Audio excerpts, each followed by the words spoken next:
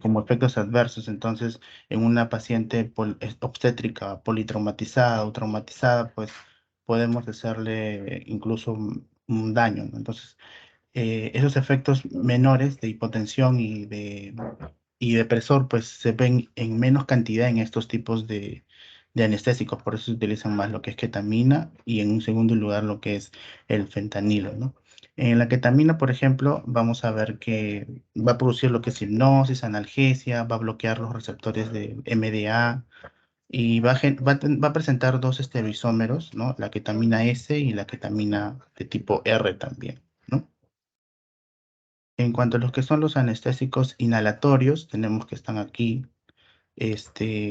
todos los que se utilizan, ¿no? El isoflurano, el sevoflurano, el desflurano, el óxido nitroso. Pero en caso de una paciente obstétrica, por ejemplo, el que se puede utilizar como opción es el sevoflurano, porque como ven aquí en este grafiquito, comparado con el desflurano, el isoflurano y el sevoflurano tiene, o mantiene, o no produce una taquicardia y mantiene lo que es una presión arterial estable, ¿no? En cambio, con los otros que sí generan una hipotensión y además una taquicardia, ¿no? Como se puede ver en el gráfico, ¿no? También hay que tener en cuenta que es importante lo que es la valoración preanestésica en las pacientes obstétricas, ¿no? Como en todo paciente se debe de realizar correctamente, ¿no? Con una buena historia clínica. Por ejemplo, empezar con una anamnesis correcta, se debe recopilar toda la información, lo que es la afiliación de la paciente, el motivo de consulta.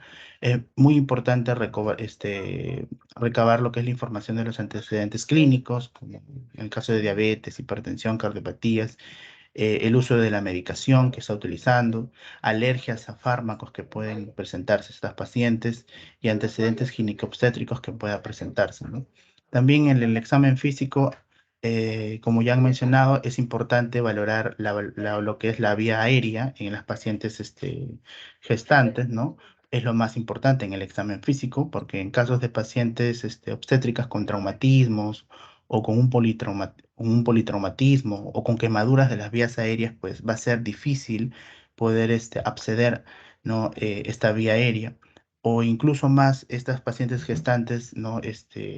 Tienen o van a presentar edemas en mayor presencia o retención de líquido en esta zona. Entonces, estas pacientes tienen un riesgo o tienen un manejo de la vía aérea difícil, ¿no? Importante lo que es la escala de ASA también para valorar a las pacientes obstétricas. Los exámenes auxiliares también son importantes, en especial las imágenes que se pueden optar en estos casos, ¿no? En casos de pacientes traumatizadas que son gestantes, pues se tiene que utilizar imágenes radiológicas que tengan de repente menos exposición a la radiación ionizante, ¿no? Específicamente para prevenir daño al feto, ¿no? En estos casos se puede utilizar un ultrasonido, ¿no? Y dependiendo de todo eso se va a escoger lo que es lo que es la anestesia, ¿no? Aquí está lo que es la valoración preanestésica. Como ven aquí, las pacientes embarazadas, ¿no? Se ubican en el ASA tipo 2, ¿no? Que son pacientes que no tienen ninguna comorbilidad o que no presentan alguna enfermedad, ¿no? Son pacientes estables, pero a medida que la paciente gestante tenga mayor comorbilidad o alguna enfermedad que no ha sido muy bien controlada, pues el ASA puede ir aumentando. Pero ya por sí, la embarazada, la paciente gestante, está en el ASA tipo 2, ¿no? Para la valoración preanestésica. Bien, en cuanto a lo que es la parte de la fisiología de las gestantes, vamos a ver que una paciente cuando está gestando, pues va a presentar diferentes tipos de cambios, ¿no? En diferentes sistemas, ¿no? Cardiovasculares, hemodinámicos, etcétera, ¿no? Por ejemplo, en los cambios cardiovasculares, ¿no? Vamos a ver que debido a la hormona que se mantiene durante el embarazo, que es la progesterona, va a haber una disminución específicamente del tono vascular y también de la resistencia vascular periférica. Sin embargo, el gasto cardíaco, el volumen sistólico, la frecuencia cardíaca, en estas pacientes, es un poquito mayor, ¿no? Lo más importante aquí es, por ejemplo, que en este cuadrito se puede ver justamente cómo es que estas pacientes gestantes con un embarazo normal, ¿no? Tienen un gasto cardíaco superior, aumentado, una reducción de la resistencia vascular, ¿no? Y un mantenimiento mínimo de la presión arterial media, ¿no? Estos cambios, disculpa un ratito.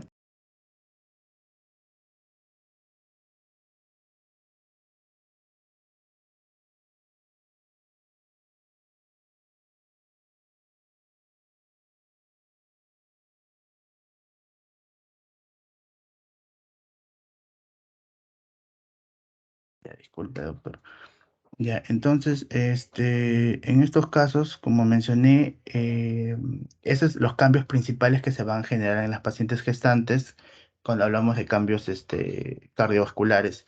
A nivel de los cambios hematológicos, también vamos a ver que va a haber un mayor volumen plasmático, pero una disminución del hematocrito en las gestantes, especialmente durante las etapas finales de su gestación o en el tercer periodo.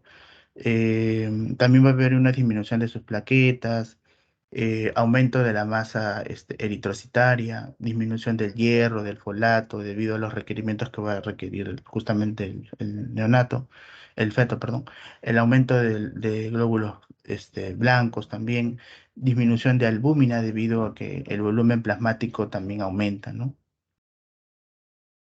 En los cambios renales también vamos a ver que estas pacientes aumentan lo que es su flujo plasmático renal, va a estar aumentado debido al aumento del gasto cardíaco, ¿no? Y esto va a aumentar justamente lo que es el filtrado también glomerular, ¿no? Y también va a disminuir lo que es creatinina, el BUN y todo eso, ¿no? También va a haber un aumento de lo que es la aldosterona, ¿no? Debido a la disminución justamente de la resistencia vascular periférica que va a presentar estas gestantes, y esto va a causar un aumento de la retención de lo que es el agua, ¿no? En cuanto a lo que es la diuresis, ¿no? Va a estar aumentada, va a haber mayor frecuencia urinaria debido a que el aumento de la filtración glomerular también está elevada, y también recordemos que la presión intraabdominal también aumenta, entonces eso provoca pues que la gestante tenga mayor frecuencia urinaria, ¿no? Acá en este cuadro también se puede ver cómo es que se modifica la fisiología renal en el embarazo, ¿no? El tamaño renal, por ejemplo, es aproximadamente 1 centímetro más largo, ¿no? La dilatación ureteral también. La función renal, la tasa de filtración glomerular, como dije, está aumentada, ¿no? Eso hace que disminuya la creatinina, el BUN. En cuanto a lo que es el equilibrio ácido-base, va a haber una hiperventilación y alcalosis respiratoria debido a la estimulación de la hormona progesterona. Y también, ¿no? La osmolaridad plasmática también está disminuida en estas pacientes. En cuanto a lo que es la parte pulmonar, vamos a ver también que hay un mayor consumo de oxígeno por parte de estas gestantes. Va a haber una mayor presión intraabdominal por el crecimiento uterino, y esto va a causar justamente que el diafragma se desplace hacia arriba, llevando a una disminución de la capacidad pulmonar total. Entonces, si hay una disminución de la capacidad pulmonar total, pues va a disminuir también el volumen residual, la capacidad residual funcional también disminuye, el volumen de reserva respiratoria también disminuye, ¿no? ¿No? Como se aprecia en este cuadro, vamos a ver que todos esos parámetros se van a disminuir. También tenemos que la progesterona, también otra vez la hormona, va a estimular a los centros respiratorios en el cerebro, ¿no? Y va a conllevar una mayor ventilación para lo que es eliminar lo que es el CO2 fetal de manera más eficiente, ¿no? A nivel gastrointestinal, por ejemplo, vamos a ver que va a haber un aumento, ¿no? De la salivación en estas pacientes. Va a haber disminución del tono del esfínter esofágico inferior, que va a conllevar a un reflujo gastroesofágico, por eso estas pacientes tienen un mayor riesgo de reflujo. Disminuye lo que es la motilidad en el tracto gastrointestinal, por ello es que estas pacientes tienen mayor casos de estreñimiento, como está acá, más casos también de distensión abdominal, ¿no? Esto se debe justamente porque también la progesterona va a disminuir lo que es la motilidad, ¿no? También hay una mayor éstasis en la parte de la vesícula biliar, lo que puede generar un mayor riesgo de formación de cálculos biliares, ¿no? En el caso endocrinológico, vamos a ver también que hablaremos también de la hormona progesterona, que es la hormona que mantiene el embarazo. También recordemos que está una hormona también, que es el lactágeno placentario humano, que se sintetiza en la placenta, que va a promover la síntesis de algunos factores similares a la insulina. Entonces, ello va a aumentar la insulina a nivel de la sangre y eso también va a generar en la paciente gestante una mayor resistencia a la insulina, aumentando también los niveles de glucosa en la sangre, ¿no? ¿No? Para garantizar la glucosa al feto, ¿no? Entonces, también hay riesgo de diabetes en estas pacientes. Bueno, y este cuadrito es para resumir todo lo que hemos mencionado. Sabemos que esos cambios fisiológicos que se van a dar en el embarazo, pues va a comprometer diferentes tipos de órganos, ¿no? Bueno, eso sería mi parte. Ya no. Muy bien. A ver. Iniciamos de nuevo. Comentarios, aportes, por favor. Doctor, buenas tardes. ¿Tu nombre? Sánchez de la Cruz. Sánchez de la Cruz. Dime. Preguntas al Sí. expositor. Sí, había mencionado también, bueno, justamente la última parte sobre los problemas gastrointestinales, que él había mencionado que tiene el riesgo de reflujo gastroesofágico.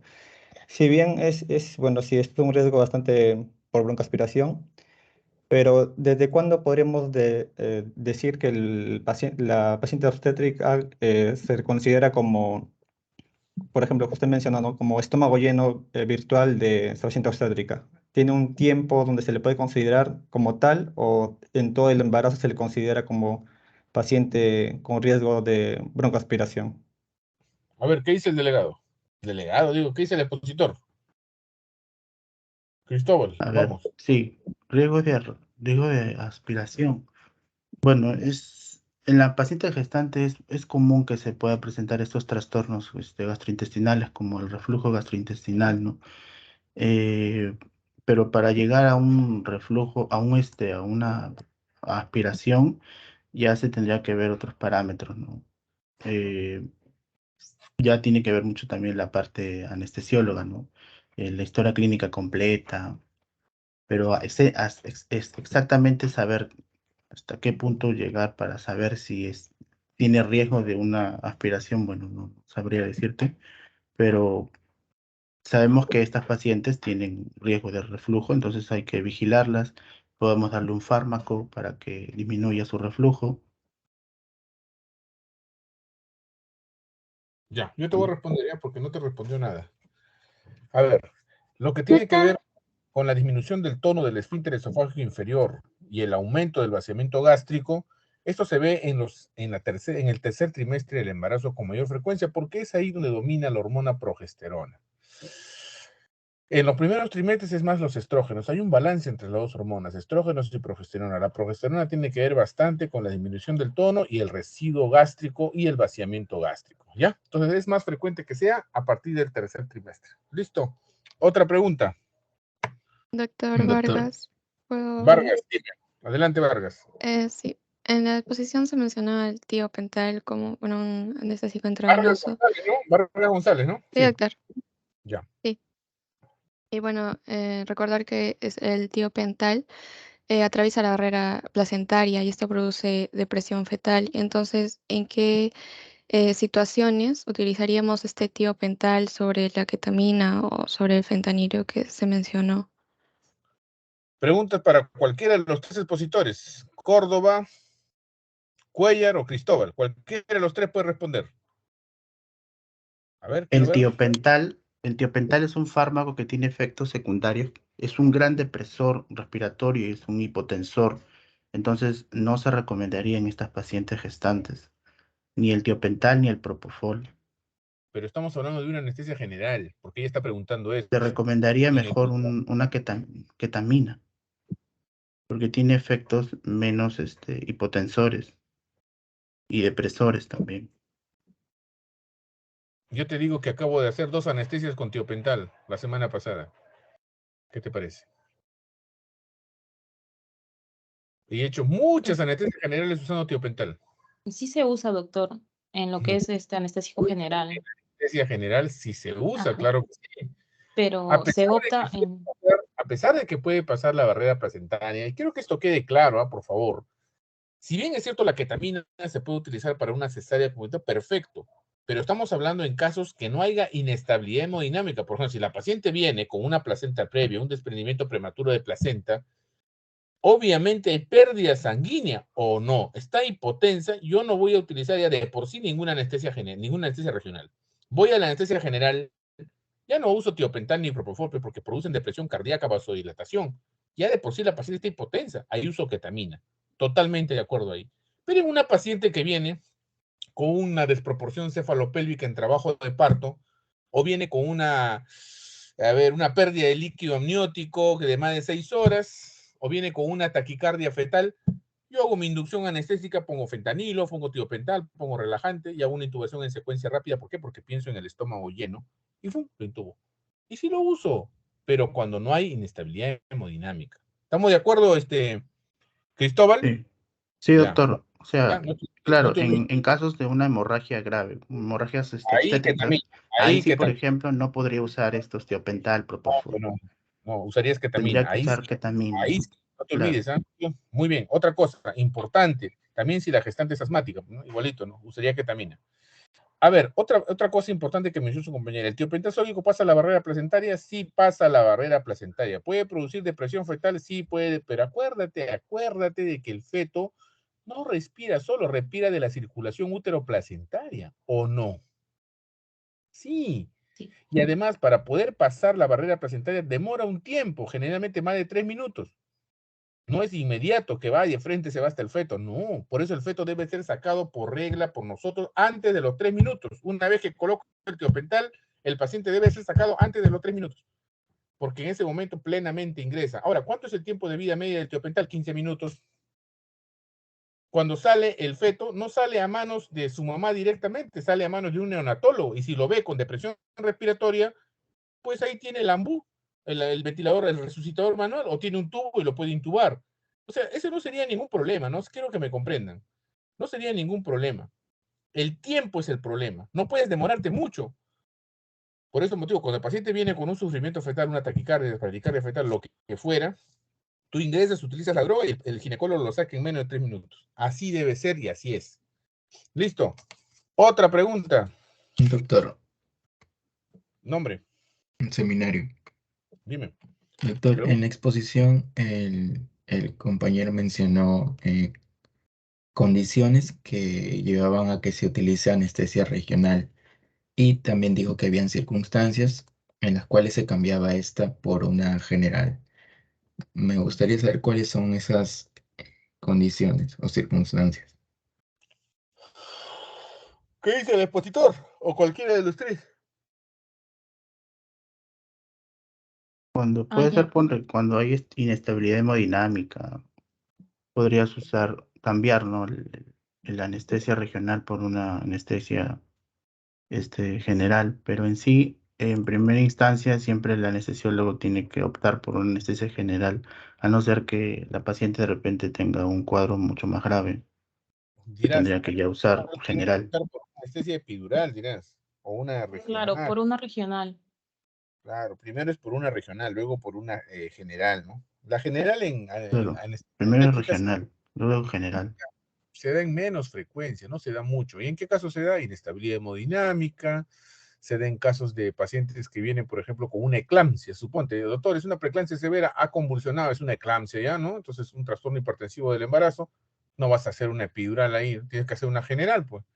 Segundo lugar, un paciente que tiene, ¿qué cosa? Plaquetopenia, doctor, tiene una preeclampsia severa y tiene 20.000 plaquetas. ¿Qué vas a hacer? Ya te dije, por debajo de 70.000 es general. Entonces usas una general, pues mira, ¿cómo te das cuenta rapidito? Paciente que viene con bradicardia fetal, doctor, una general. Paciente que viene con, hemorragia del tercer trimestre, placenta previa, desprendimiento prematuro de placenta, igual, anestesia general, está perdiendo sangre, está con inestabilidad hemodinámica. Doctor, es una paciente que tiene epilepsia, anestesia general, señor. Doctor, es una paciente que tiene un tumor cerebral, anestesia general, señor. ¿Se han dado cuenta? Todas las contraindicaciones para la anestesia regional son válidas acá en anestesia obstétrica, chicos. Todas las contraindicaciones que yo les mencioné en la teoría son válidas acá. ¿Listo? Otra pregunta. Rápido. Doctor Nombre. Ramos, Ya, Una pregunta. consulta, ¿cuál es el criterio para hacer una anestesia por cesárea de emergencia por sufrimiento fetal agudo? ¿Cuáles serían los criterios? ¿Cuál sería el criterio para hacer una cesárea? Pero esa es una pregunta obstétrica, ¿no? ¿Cuál es el criterio para catalogar sufrimiento fetal agudo? Que la frecuencia cardíaca está por encima de 160 o menor a 120. Es un criterio. Que a través del monitoreo cardiotográfico nosotros estemos observando que existe un DIP2, ¿no? Desaceleraciones variadas, y eso también es un criterio para poder ingresar, que esté saliendo líquido meconial a través de lo que es cuando haces el tacto vaginal, que el paciente sea una gestante que viene con un periodo intergenésico corto y de repente tiene un DCP, ¿no? A veces la desproporción cefalopélvica ecográficamente se ve, o que sea un feto transverso, que sea un circular del cordón, doctor, ese no va a bajar, doble circular el cuello. O sea, mira, hay tantas situaciones que vamos a tener presente. Un parto podálico, doctor, en una primigesta, un poco complicado. Doctor, un embarazo gemelar, una macrosomía fetal y está con taquicardia, está en trabajo de parto. Entonces, son situaciones que van a condicionar que se haga una programación de un sufrimiento fetal, ¿no? Muchas causas hay, pero la causa principal, ¿cuál es? Hipoxia. Casi siempre la hipoxia fetal lleva a taquicardia, bradicardia o cualquier complicación. O si no, las pérdidas sanguíneas, ya sean maternas, es lo más frecuente, lógicamente, que van a producir el cuadro. Otra pregunta. Doctor, En caso No, de que se utilice doctor, el programa, un ratito. ¿Qué cosa dije? Ya. ¿Qué cosa dije? Para acelerar esto, ya no, ni doctor de frente, doctor Zavala, doctor Rojas, doctor tal, así rapidito, entonces yo ya sé su nombre y puedo apuntar. Vamos. doctor Zavala, en el caso de la utilización con sevoflurano, si el paciente no tiene controles prenatales, si en el caso venga con un cuadro de hepatitis, una falla hepática, ¿cuál sería la opción o cuál se bajaría la dosis o se optaría por otro anestésico o cuál sería el mecanismo de la acción en este caso, doctor? A ver, una paciente por hepatitis, me dices, ¿hepatitis de qué tipo? A, B, C, ¿de qué estamos hablando? ¿Qué Una, hepatitis? una hepatitis A o si el caso no se enteró y era una hepatitis C, que ya estaba Una, así. que es una hepatitis crónica. Ya. Pregunto, tu pregunta es, ¿y esta paciente es una gestante? Sí, doctor. Utiliza una anestesia regional. Ahora, ¿qué cosa más quieres saber? No, doctor, quiero hacer una general porque tiene taquicardia fetal. Es lo que quieres decirme. Tienes con sufrimiento fetal agudo. Así vamos. No sé, ¿Qué vamos. indica que se le vaya a realizar una anestesia general y tenga hepatitis? Ya. Entonces, ahí cuál sería nuestra acción con Ya, en respecto los pacientes con hepatitis o insuficiencia hepática, vamos a ir, porque tú me estás hablando de hepatitis, y la hepatitis, pues, es varias, es tipo hepatitis A, que es la hepatitis más frecuente, contaminación orofecal, ¿sí? Que a muchos de nosotros nos ha dado por estar comiendo en la calle. Las demás hepatitis que vienen a continuación, la B, la C, la delta, lo que tú quieras, son hepatitis por transmisión sexual o de fluidos. Entonces, las hepatitis A por lo general producen un cuadro inflamatorio hepático que eleva las transaminasas, glutaminoxoxona acética y la pirúvica, pero luego esta cae normalmente, no llevan por lo general a un cuadro de insuficiencia hepática. ¿Quiénes llevan a insuficiencia hepática en el tiempo? Por lo general la hepatitis C en combinación con la hepatitis B. Pero ¿quién es lo que tú quieres decirme? Yo ya más o menos te entendí, pero no hablemos de hepatitis, hablemos de la cirrosis hepática.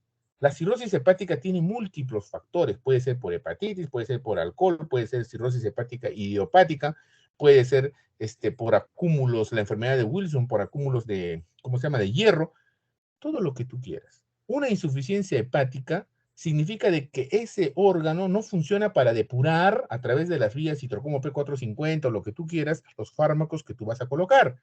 Te preocupa el sevoflurane, te preocupa, pero ¿cuáles son los que van por ahí? Casi todos, pero en mayor proporción va las benzodiazepinas. Hay que tener mucho cuidado con las benzodiazepinas tipo midazolam. En este caso, yo no usaría midazolam. Fentanilo usaría, también tiene metabolismo ligeramente hepático, sí, hay excreción renal y todo lo demás. ¿Uso fentanilo? Sí, a la dosis, una monodosis. Quiero que tengan presente que una cesárea dura por lo general 1 hora, no dura más. Estamos hablando de una monodosis. Hay que tener cuidado con el uso de algunos relajantes. Todo a monodosis. No tenemos ningún problema. Hay pacientes con insuficiencia hepática que entran a sala, no necesariamente gestantes, pero el mayor cuidado que tenemos es benzodiazepinas. El resto utilizamos de la manera correcta. Yo utilizo fentanilo, utilizo rocuronio en este caso, y utilizo sevoflurane o utilizo propofol, ¿no? Dándome cuenta de que el propofol también es un hipnótico. Acuérdate que el seborane, el uso en anestesia para nosotros es como hipnótico, no es como analgésico. El analgésico es el opioide. Muy bien, otra pregunta. Doctor Córdoba Maldonado.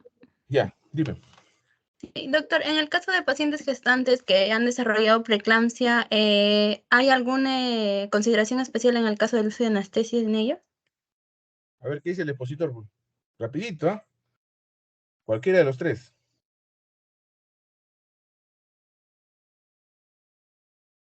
¿Cómo dijo? ¿Riesgo de qué? ¿De paciente con preeclampsia? ¿Qué consideraciones anestésicas debes tener en un paciente con preeclampsia, dicho? Doctor, está indicado en la parte, bueno, como en anestesia, analgesia neuroaxial. Se tendría que hacer una anestesia neuroaxial. A ver, no te entiendo. ¿Qué me estás pidiendo? ¿Estás hablando de analgesia para trabajo de parto o me estás hablando de anestesia general o anestesia epidural? ¿Qué me defines? Porque la analgesia para trabajo de parto es otra cosa. Sí. La anestesia epidural es En otra la parte cosa. de trabajo de parto está indicada como analgesia neuroaxial. Está indicado, me estás diciendo. ¿Me estás haciendo un aporte o me estás haciendo una pregunta? No te entiendo bien. No es un aporte. Es lo que ha preguntado Foley. Oh, wow, no entendí. Sí, a Aclarando ver. el punto que dijo mi compañera, es que es uno de los indicativos para parto con cesárea. Entonces, se usaría en la técnica anestésica para cesárea en anestesia neuroaxial, ¿no? O bloqueo regional. Si las plaquetas están dentro del valor normal, que es lo que a mí me interesa, no habría ningún problema. Ya les dije, por debajo de 70.000, usamos una general. Por encima de 70.000 podemos usar una anestesia regional, cualquiera, raquidia o epidural, sobre todo en estos estados hipertensivos del embarazo. ¿Listo? Otra pregunta, vamos. Doctor, soy Osorio. Ya, dime, Osorio. En paciente, sí. Osorio. No te vi ¿Por la qué? primera. ¿Dónde estás? A ver. Estaba, doctor. Doctor, Sí, pregunté. Ah, él es el primero, Osorio Duranto, ya. Dime, Osorio. Sí, sí. Doctor, cuando tenemos una paciente obstétrica con sospecha de coagulación intravascular diseminada, ¿habría consideraciones preanestésicas? Definitivamente este paciente hay que hacer una Oh. anestesia general. En este paciente se hace anestesia general sí o sí. Tenemos que tener consideraciones del punto de vista de que en un CID lo que tenemos que manejar, ¿no? Independiente de la causa, porque los CID se pueden dar por sepsis, se pueden dar por múltiples factores. En estos pacientes Claro. lo que se tiene que hacer es utilizar plasma fresco congelado, asegurar crío precipitado y asegurar plaquetas, dependiendo después del componente que está afectado. Así es. Igual tenemos que entrar a la sala de operaciones a retirar el producto, si es que fuera el caso. Hemos entrado tantas veces. Anestesia general. Otro. Pregunta, Doctor Guapol. Tantalian, Dime, Tantalian. sabemos que el bloqueo epidural es el anestésico de primera etapa, pero ¿cuál es el bloqueo que se utiliza en raras ocasiones al final de la segunda etapa para el coronamiento, el parto y lo que es la epistomía? A ver. ¿Qué me estás preguntando? Sabemos que la anestesia regional, o sea, analgesia estás hablando, ¿verdad? No se confundan, una cosa es analgesia de parto y otra cosa es anestesia. Quiero saber. No, sí, sino que, o sea, obviamente sabemos que el bloqueo epidural o es el método analgésico durante la primera etapa, ¿cierto? Pero quería saber cuál es el bloqueo que se utiliza en raras ocasiones al final de la segunda etapa para el coronamiento, parto y lo que es la epistomía. Estás hablando de un parto vaginal, estás hablando de una analgesia de parto, ¿no? Mira, yo he dado más de 1.000 analgesias de parto. A toditas mis analgesias de parto les coloco lo mismo, dosis analgésicas de bupivacaína. ¿Cómo hago? Voy, ubico a la paciente L2, L3, o dependiendo el nivel donde está, ¿no? A veces encuentro a la paciente que está ya en la primera fase, cuando está con dilatación de 4, 5, pero a veces la encuentro con dilatación de 7, 8, hasta en 9 he encontrado a la gestante. Entonces, dependiendo de eso, yo coloco el nivel donde voy a poner mi anestésico. Generalmente coloco 15 miligramos de bupivacaína con 50 microgramos de fenta, todo con cloruro de sodio a 12 miligramos y le coloco ahí. La paciente no va a perder función motora. Las dosis que estoy utilizando son dosis analgésicas, no anestésicas, por lo tanto no hay bloqueo motor. Inclusive estos pacientes pueden caminar y pueden ir hasta el baño, no hay ningún problema. Esa es la analgesia de parto. No tengo ningún problema, pero yo siempre voy a ver en qué momento lo estoy agarrando. Y con eso es más que suficiente. No necesito siquiera hacer nada, ni la epificio, ni colocar alguna local. No es necesario. El bloqueo es preciso, es perfecto. Mi nivel, como siempre, les vuelvo a repetir, por debajo de L2. Ahora, cuando yo a veces lo encuentro, y acuérdate que cuando está saliendo, a veces en el expulsivo, ya son las fibras del sacro las que están actuando. Entonces, muchas veces mi aguja epidural, que normalmente se coloca con el bisel hacia arriba, yo le digo dar bisel hacia abajo.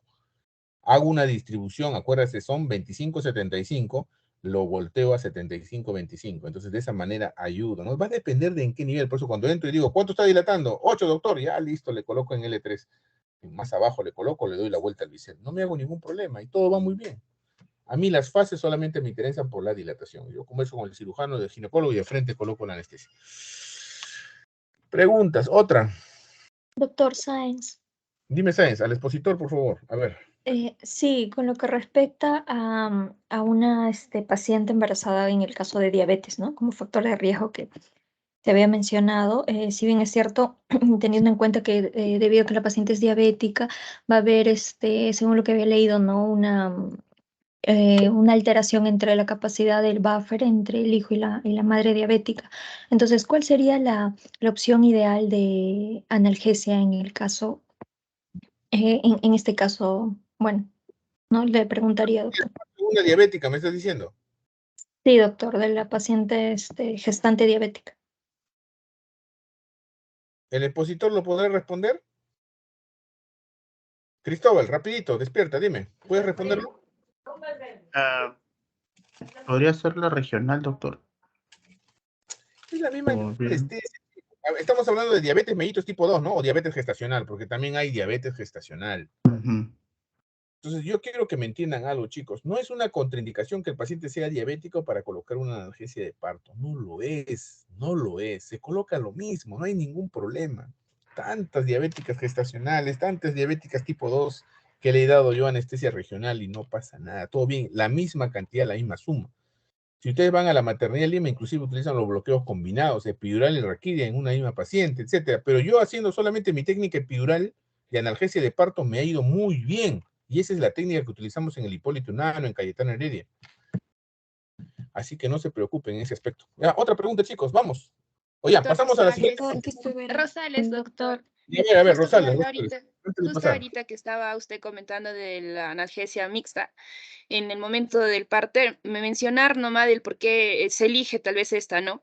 Se va a elegir justamente porque la raquidia tal vez nos da un alivio mucho más rápido y en cambio la epidural que no es mucho más duradero, ¿no? Entonces por eso que se le indica y sobre todo en las mujeres que pues no tienen soporte del dolor, o no resisten, o también cuando se mira que hay un fracaso de la epidural, ¿no? Y en algunas personas, pues que durante el trabajo de parto prefieren caminar o se les indica para que haya mayor dilatación, también para que mantengan el tono muscular, se recomienda usar este tipo de analgesia combinada. Muy bien, es Solo eso válido. mencionar. También, es válido. Doctor Nombre.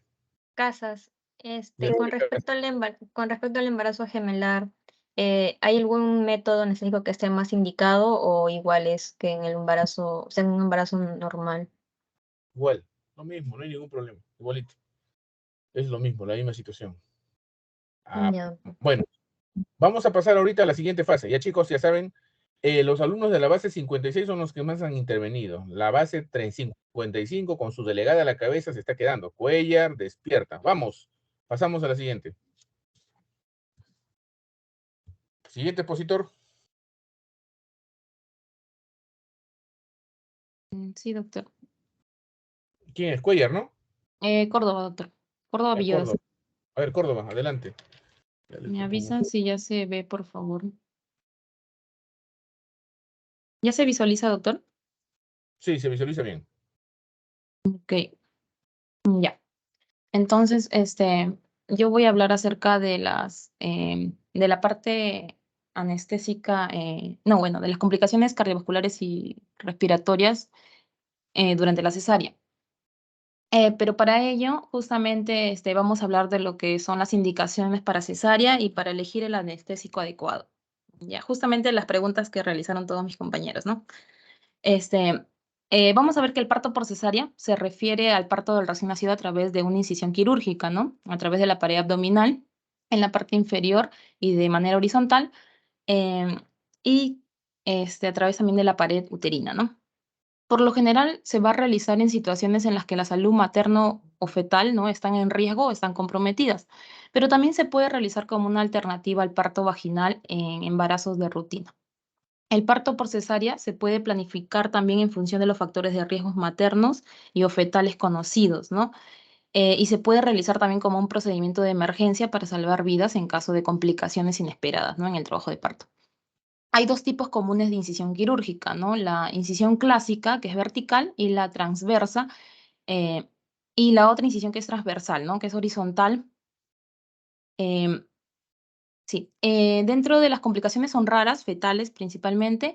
La recuperación materna es más prolongada, ¿no? Que el parto vaginal, y las complicaciones pueden incluir complicaciones quirúrgicas comunes como una infección, una hemorragia y el tromboembolismo venoso. Em, entonces, vamos a ver aquí que dentro de las indicaciones más comunes para la cesárea comprenden la detención, como lo vemos en este cuadrito, ¿no? Espera. Como lo vemos en el cuadrito, existen indicaciones para la cesárea, ¿no? Pueden ser primarias o pueden ser también secundarias, ¿no? Y bueno, la cesárea de emergencia. Dentro de las primarias pueden ser absolutas, como lo hemos visto, placenta previa, ¿no? Cuando la placenta cubre parte del orificio cervical. Entonces, esto causa principalmente sangrado indoloro a nivel del tercer trimestre, ¿no? De gestación. También el síndrome de HELP, ¿no? O sea, la triada de hemólisis, ¿no? Enzimas hepáticas elevadas, recuento bajo también de plaquetas, o la preeclampsia grave. También anormalidades uterinas graves, ¿no? Como un mioma o también la macrosomía fetal. También deformaciones esqueléticas de la madre, ¿no? Todas estas son absolutas. En las relativas podríamos decir las enfermedades maternas graves, ¿no? Como trastornos cardiovasculares, diabetes mellitus no controlada y también una infección materna por VIH. Reacciones también de estrés severo, ¿no? Un parto anterior difícil o traumático, o que la madre también haya visto y no quiera parto normal, ¿no? Malformaciones fetales, ¿no? Que dificulten el parto normal, como una hidrocefalia. Y también que es la mayor porcentaje, la cesárea electiva, ¿no? Que está en creciente, ¿no? Previa coordinación, ¿no? Está en creciente porque más del 30% de la población está optando por ello, ¿no? Más que un parto normal. Luego, la cesárea de manera secundaria es bueno, después de la ruptura prematura de membranas o del inicio de la primera fase, ¿no? Que es la fase latente o la fase, como vemos acá, o la fase también activa, que básicamente es de la parte de dilatación, ¿no? Y luego también aquí el trabajo también de parto prolongado, ¿no? Ante un nacimiento prematuro, infección intraamniótica de parte del feto, una posición fetal anormal, ¿no? Como la posición podálica, ¿no? La presentación a nivel de, ¿no? Una posición de nalgas, ¿no? Y longitudinal, etcétera. El agotamiento materno también por contracciones ineficaces. Y bueno, la cesárea de emergencia, que es cuando ya se amenaza la vida tanto de la madre como de la criatura, ¿no? El sangrado vaginal severo, ¿no? Hemorragia con una etiología desconocida, la sospecha de ruptura uterina. Esto básicamente también es frecuente en personas que ya son cesariadas por la debilidad de la musculatura uterina, ¿no? Y también una histerotomía de reanimación, o sea, una cesárea perimortem, ¿no? O sea, tras un paro cardíaco. Entonces, todos estos son indicativos para proceder a una cesárea. Entonces, ahora, ¿qué técnica anestésica vamos a utilizar? La elección va a ser determinada con múltiples factores, ¿no? De las cuales la más comunes es dentro de ellas, como vemos acá, es el motivo de intervención, ¿no? Si va a ser también de urgencia o es de emergencia. el estado también clínico de la paciente, por ejemplo, si las pacientes sabemos que fisiológicamente toleran menos, mejor no, bueno, mejor sí, tolerancia al apnea, ¿no? También tienen o debemos catalogarla como una vía aérea difícil porque presenta 8 veces mayor que las personas que no están gestando, y lo que hace elegible entonces dentro de todas las técnicas anestésicas la regional, ¿no? La regional por encima de la general. Y de la anestesia neuroaxial o también por bloqueo regional, que es la más usada, puede ser la espinal, la epidural o la combinada, ¿no? La ES, ya que esta presenta mayor alivio, ¿no? Más rápido al dolor, ¿no? Alivia más rápido el dolor. La combinada. Luego, las ventajas también de esto es que no se manipulan las vías aéreas, ¿no? Disminuye también el riesgo de broncoaspiración de material gástrico por parte de la madre, no requieren también de anestésicos depresores, permite que la mujer esté consciente durante el parto y se acompaña a veces también de menor hemorragia transoperatoria, aunque vamos a ver más adelante en un estudio que no hay significancia en varios estudios clínicos, ¿no? No se ha acompañado esto, o sea, se cree, pero no en la clínica, no tiene significancia. Y también se puede, durante la anestesia, se puede usar también, aparte de los opioides espinales, se pueden usar otros analgésicos para poder aliviar el dolor posoperatorio. Entonces, luego vamos a ver ya a nivel cardiovascular, ¿no? A nivel de las cesáreas. Entonces, vamos a ver que la cesárea que se va a elegir, como ya les mencioné, hay múltiples factores, pero de los cuales principalmente se hace cesárea a la gestante que esté a término. Esto es mayor o igual a 39 semanas, ¿no? Y se va a elegir la anestesia pues neuroaxial, como ya les mencioné, si no presenta ninguna contraindicación para esta. Como ya mencionó el doctor, si tuviera esas contraindicaciones, entonces se opta por la general, ¿no? Entonces, para preparar la cirugía, vamos a ver que se va, bueno, sí. Aquí vamos a ver que el paciente, ¿no? Los datos preoperatorios, ¿no? El paciente no debe ingerir 8 horas previos a la operación alimentos, ni beber líquidos claros, ¿no? 2 horas antes. El resultado también del laboratorio, ¿no? Principalmente la bioquímica sanguínea, ¿no? Que debe estar completa, y el tipo y pruebas cruzadas también. La colocación del catéter intravascular periférico de calibre 18 o mayor, que se administra también con solución salina balanceada. Una vez optado por eso, vamos a iniciar con la incisión cutánea. En este caso, la incisión es de tipo, se llama Pfannenstiel, que es una incisión uterina transversa baja, ¿no? Que es la más clásica. Y luego el bloqueo debe iniciar a nivel de las fibras, ¿no? Incisionales o somáticas, y las dolorosas peritoneales hasta el plexo celíaco, o sea, a nivel de los dermatomas sería de la T4 hasta la parte del sacro, ¿no? Entonces, vamos a ver que se puede optar por bupivacaína en dosis de 10 a 12 miligramos o por lidocaína, ¿no? En dosis de 60 a 100, de los cuales es común que el anestesiólogo administre estos opioides intratecales, ¿no? También de acción corta o prolongada junto con el anestésico local, ¿no? Como lo es el fentanil o el cefantanil, pero también tenemos que recordar que la lidocaína intratecal espinal, ¿no? Se ha vuelto menos popular debido a la preocupación de los síntomas neurológicos transitorios que ocasiona, ¿no? Entonces, luego vamos a ver que la duración es de 2 horas, ¿no? Y el dolor, la náusea, el vómito intraquirúrgico ocurren con menor frecuencia, ¿no? También también tenemos que saber que la náusea es común, ¿no? Después de iniciar la anestesia espinal, ¿no? Y puede relacionarse también con hipotensión. Y esto es el cambio o la parte cardiovascular que va a cambiar, ¿no? La hipotensión, ¿no? O el tono vagal aumentado por simpatectomía.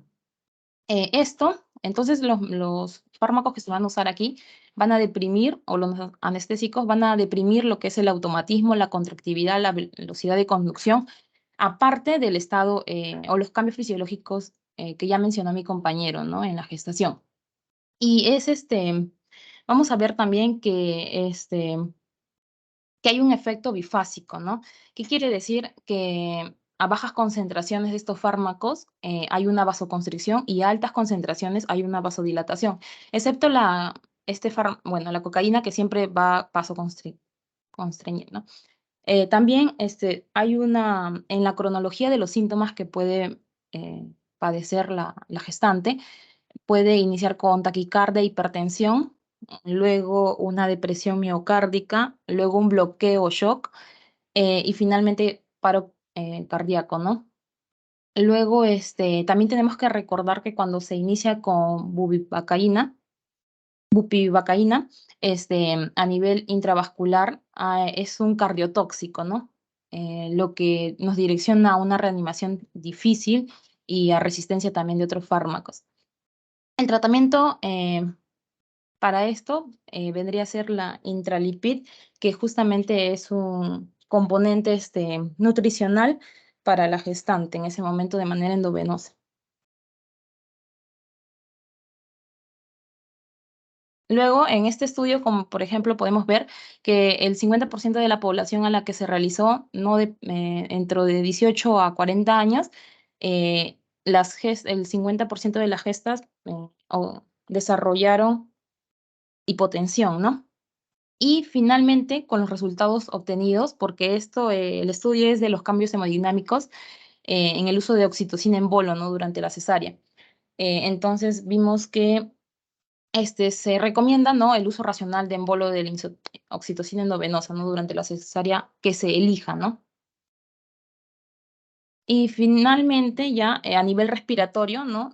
En las cesáreas, vamos a ver que siguiendo el protocolo, porque ya vimos la incisión, ¿no? Que se le hizo a la paciente, entonces vamos a ver en la anestesia epidural, generalmente utilizan la lidocaína al 2% o la cloroprocaína, ¿no? Al 3%, o sea, de 15 a 25 mililitros según la dosis, ¿no? Y estas se pueden ir creciendo en situaciones selectivas, ¿no? Y de emergencia se usan dos, ¿no? 2 cloropracaídas al 3% de 20 mililitros, y porque tiene un inicio más rápido, ¿no? De 3 a 4 minutos, y una seguridad, ¿no? Materno-fetal. Y vamos a ver que es importante ver que a nivel de la lidocaína endovenosa o intravenosa, esta puede revertir la broncoconstricción refleja asociada a la intubación. Esto en la parte de anestesia general, ¿no? A la intubación. Y también tenemos que ver que la lidocaína también deprime, ¿no? El impulso hipóxico. Y también la posible apnea posterior a la administración de una anestesia epidural o espinal, ¿no? Alta. Pero para esto, también tenemos que saber que la cloroprocaína también puede reducir la eficacia de los opioides que estamos utilizando, ¿no? O los anestésicos locales, ¿no? Que lo estamos administrando. Pero el antídoto o la manera de revertir esto es adicionando bicarbonato de sodio, ¿no? Bicarbonato de sodio, 1 ml equivalente por cada 10 mililitros, ¿no? De volumen anestésico. Este bicarbonato disminuye el tiempo, ¿no? Del bloqueo al convertir más el anestésico local en su forma no ionizada, ¿no? O sea, esa parte es el mecanismo de acción, pero esta dosis, adicionalmente se puede también agregar epinefrina, ¿no? De 5 microgramos por mililitro, para aumentar también la densidad o extender también la duración del bloqueo, ¿no? O como una dosis de prueba también. Sí. Luego, tenemos que ver que la morfina también, y después tenemos que ver que la morfina libre también de conservadores puede administrarse, ¿no? Por el catéter epidural para la analgesia postquirúrgica ya. Aquí para aliviar básicamente el dolor, ¿no? En general, después de pinzar el cordón umbilical, que es lo recomendado, ¿no? Luego, en la anestesia general, ya los casos son acá de emergencia o por contraindicación de justamente la anestesia epidural. Aquí se hacen o se recomienda la ASA que hagamos monitoreos estándar, ¿no? Y preoxigenación. Y también una posición adecuada, ¿no? Para poder mitigar la desaturación, ¿no? Em, y luego también un antiácido, ¿no? En general también se recomienda el monitoreo de la temperatura. No. Luego el antiácido no particulado y la inducción a la secuencia rápida de intubación, ¿no? Luego el cirujano debe preparar y cubrir el abdomen antes de la inducción, como para preparar la cirugía, ¿no? Y debe de confirmar que ya está colocado el tubo endotraqueal para poder iniciar. El tiopental, pero también pueden usar propofol, ¿no? No se ha relacionado, no se ha reemplazado, bueno, el propofol ha reemplazado al tiopental, ¿no? Básicamente para lo que es la inducción, ¿no? Por su biodisponibilidad, ¿no? Así también podemos usar succinilcolina para lo que es la relajación muscular.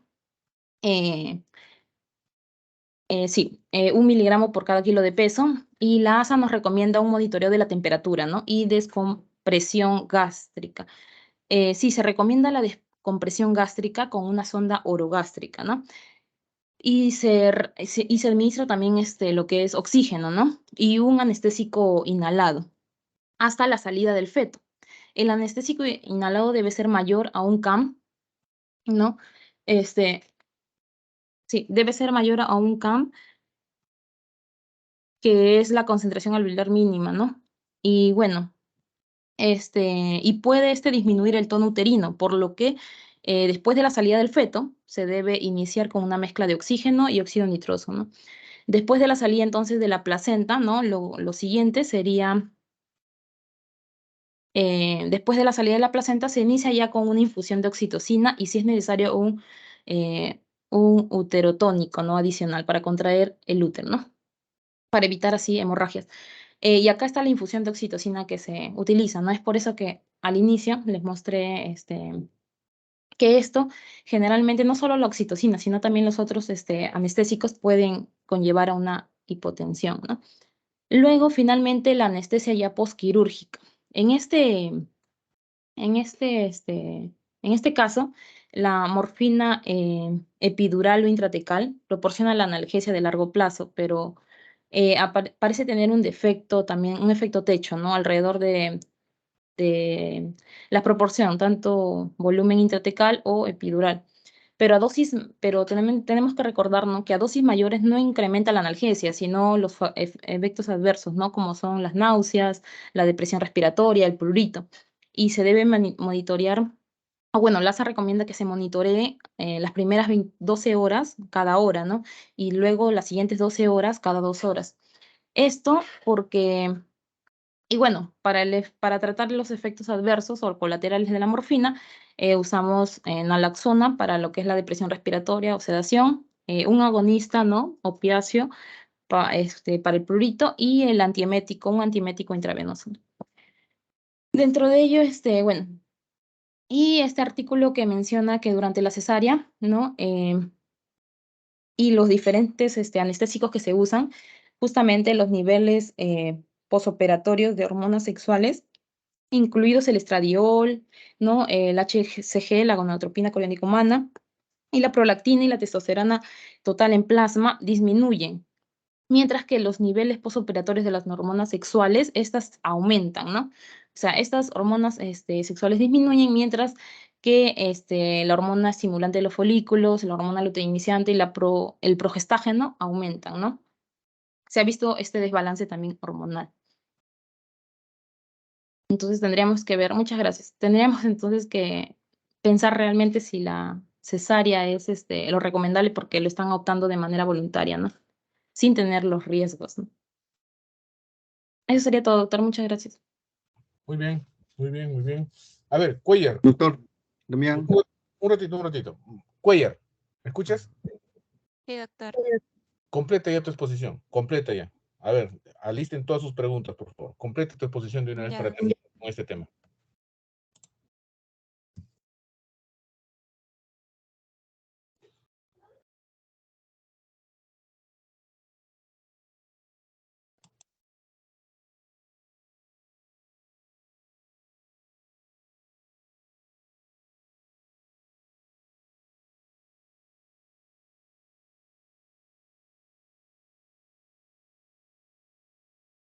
observa bien, doctor?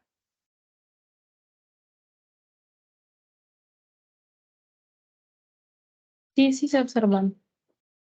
Gracias. Bueno, para continuar la exposición, vamos a hablar sobre el parto sin dolor. Mi nombre es Yamira Cuellar.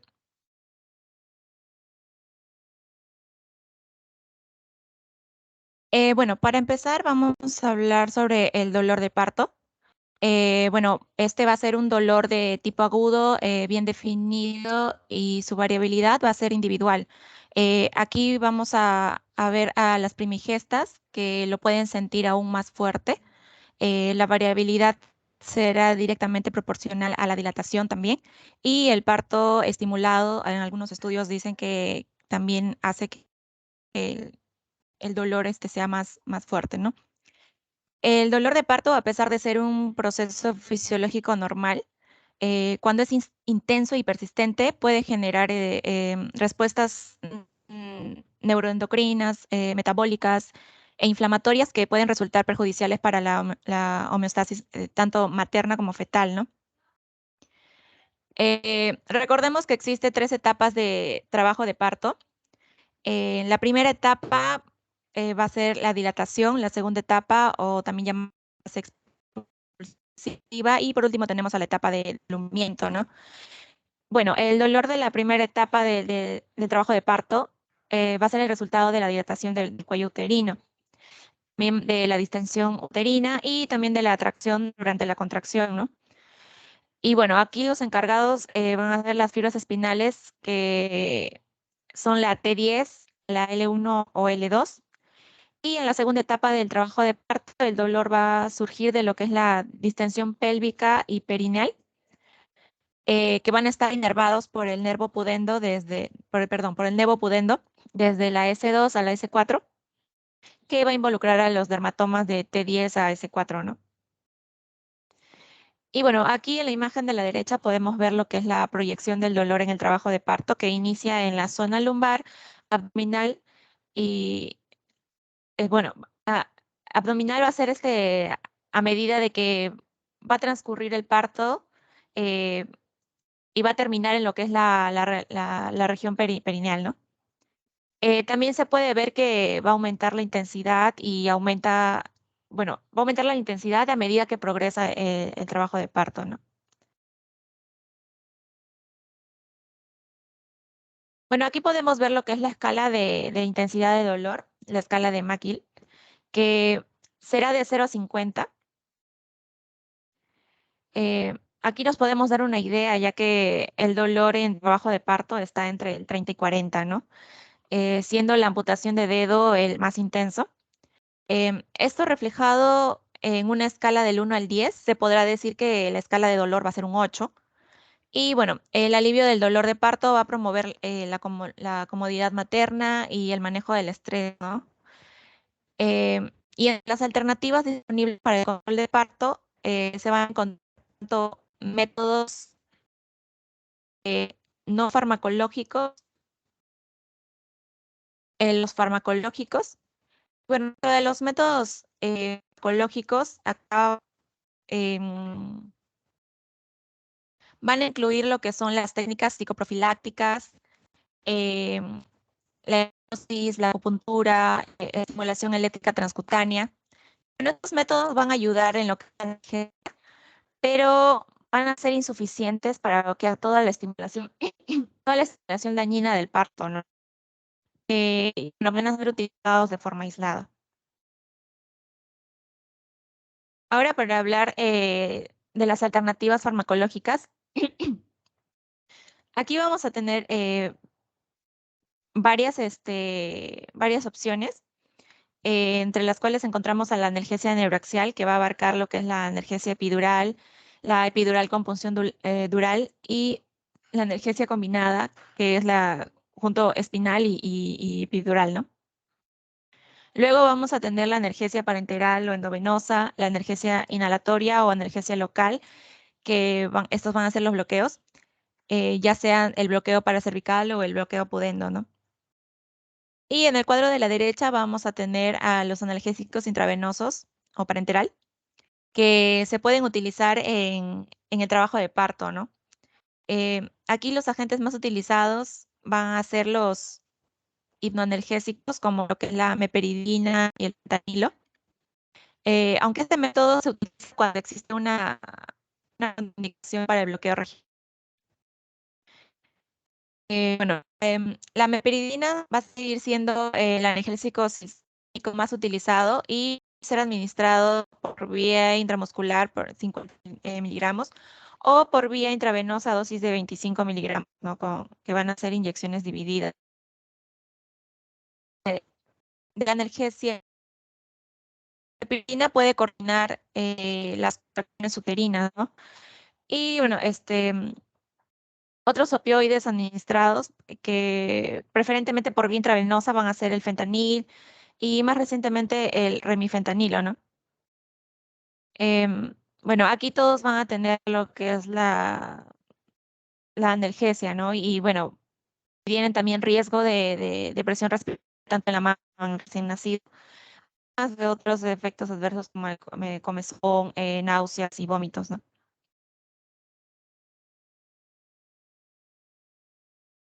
Luego tenemos la parte de analgesia inhalatoria, que va a ser hecho con óxido nitroso. Esta analgesia inhalatoria va a ser un poco utilizada en la analgesia del parto, ¿no? Siendo más indicada para situaciones específicas en las que existe una contraindicación absoluta para realizar los bloques regionales y reservándose para las etapas finales del parto también, ¿no? Y bueno, el óxido nitroso va a ser asociado con isoflurano y se puede administrar para aliviar lo que es el dolor del trabajo de parto, pero es difícil valorar el nivel de anestesia, ¿no? Y debe realizarse bajo una intensa vigilancia. Entre las ventajas de la analgesia inhalatoria con óxido nitroso tenemos que, aunque no va a ser tan efectivo como la analgesia epidural, va a ser un método barato y no invasivo, ¿no? No va a interferir con la actividad uterina, va a preservar lo que es la movilidad y no va a precisar de monitorización adicional ni de intervenciones relacionadas con la anestesia, ¿no? Como un sondaje vesical. La mujer se puede autoadministrar el óxido nitroso, lo cual esto le puede permitir controlar la cantidad que ella necesita, ¿no? Y si la analgesia es inadecuada, puede cambiar a otro método analgésico.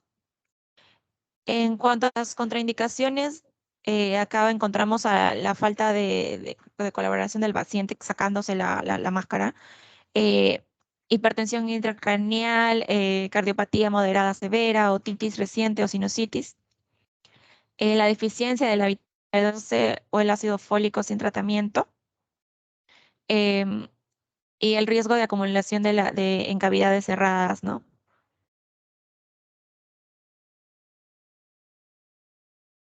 Bueno, ahora hablarles sobre la analgesia neuroaxial, que va a tener complicaciones aquí en distocias dinámicas en la gestación gemelar, en un parto que es podálico, un parto prematuro y el riesgo de un parto instrumental o de cesárea, ¿no?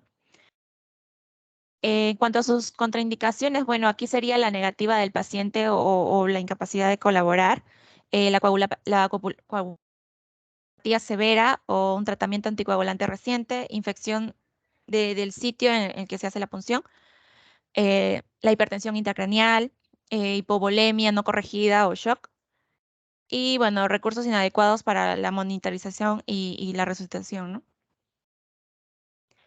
En cuanto a su manejo, bueno, acá se va a hacer una valoración individualizada para el dolor por el trabajo de parto. Acá lo que tenemos que, bueno, para empezar, primero el consentimiento de la paciente, ¿no? Eh, y luego ver si es que hay algún tipo de contraindicación. Bueno, si es que hay un rechazo a la técnica, acá lo que se podría hacer es buscar otras opciones, ¿no? Como sería el uso del remifentanil o el uso de óxido nitroso o de bloqueo local, ¿no? esto nos podría ya inducir al parto vaginal. Pero en todo caso, si no fuese así y hay una indicación de cesárea, bueno, se tendría que pasar a una anestesia intradural o una anestesia general, ¿no? Y bueno, en el caso de que la paciente acepte y no tenga ninguna contraindicación, se tendría que evaluar si es que el parto es hiperálgico o no hiperálgico. Cabe resaltar acá que, bueno, hiperálgico es que haya un aumento de sensibilidad del dolor, ¿no? Si el parto es hiperálgico, bueno, lo que se tendría que indicar, bueno, son la asociación, la anestesia combinada. También se podría dar lo que es la anestesia local más opioides y la combinada que es espinal y epidural, ¿no? Eso nos conduciría a lo que es el parto vaginal. Y en cuanto a lo que es el parto no hiperálgico, se recomienda más la analgesia epidural, la anestesia local o más opioides y epidurales, ¿no? Y aquí también se tendría que ver si es que hay una indicación de cesárea y si es que la hubiera, pues usar lo que es la anestesia epidural, ¿no? Y por último, hablar sobre la evaluación del APGAR. Bueno, va a ser una prueba que, bueno, es un examen rápido que se va a realizar al primer minuto y al quinto minuto después del nacimiento del bebé, ¿no? Mm, El puntaje en el minuto 1 nos va a determinar qué también toleró el bebé el proceso del nacimiento. Y el puntaje al minuto 5 nos va a indicar qué también está evolucionando el bebé por fuera del vientre de la madre, ¿no? Acá van a ver parámetros que van a ser lo que es la apariencia, el pulso, la gesticulación, la actividad y la respiración, ¿no? Bueno, en cuanto a apariencia, tendríamos que observar lo que es la color de la piel, si el bebé está cianótico o tiene una cianosis leve o está rosadito o sonrosado, ¿no? Si es cianótico, bueno, va a tener una valoración de 6. Si es cianosis leve de 1 y si el bebé está sonrosado, sería un puntaje de 2, ¿no? En cuanto al pulso, bueno, aquí se evaluaría la frecuencia cardíaca, ¿no? Si está ausente sería 0, si está lento, es menos de 100 latidos por minuto, sería 1. Si es rápido, que es mayor a 100 latidos por minuto, se puntuaría con 2. En cuanto a gesticulación, acá se va a evaluar si el paciente hace muecas o respuesta al llanto, ¿no? Si no hay respuesta, una valoración de 0. Si no hay si hay muecas, perdón, puntuación de 1 y si hay llanto, puntuación de 2, ¿no? En cuanto a actividad, bueno, aquí se va a evaluar el tono muscular, si está flácido 0, si hay una flexión intermitente o, bueno, tono bajo, se puntúa con 1. Si hay movimientos activos, se va a puntuar con 2. Y por último, lo que es la respiración, ¿no? Si va a tener un esfuerzo respiratorio. Si está ausente el refuerzo respiratorio, se valora con 0, lento o irregular con 1 y el llanto vigoroso, que nos indica que está usando muy bien sus pulmones, o uno normal, se puntuaría con 2, ¿no? Y bueno, en cuanto a sus puntuaciones, de 0 a 3, indicaría que tiene una depresión severa. Aquí se le indicaría al recién nacido RCP neonatal avanzado más medicación y también un monitoreo en unidad de cuidados intensivos, ¿no? Si la puntuación es de 4 a 6, tiene que haber bueno, significa que hay una depresión moderada. Ay, perdón. Puede ser aquí lo que se puede hacer maniobras de RCP neonatal y también un monitoreo por recuperación, ¿no? Y si el puntaje es de 7 a 10 puntos, se diría que es normal, ¿no? Lo que significaría es que el paciente o el recién nacido está en muy buenas condiciones. Eso sería todo, doctor.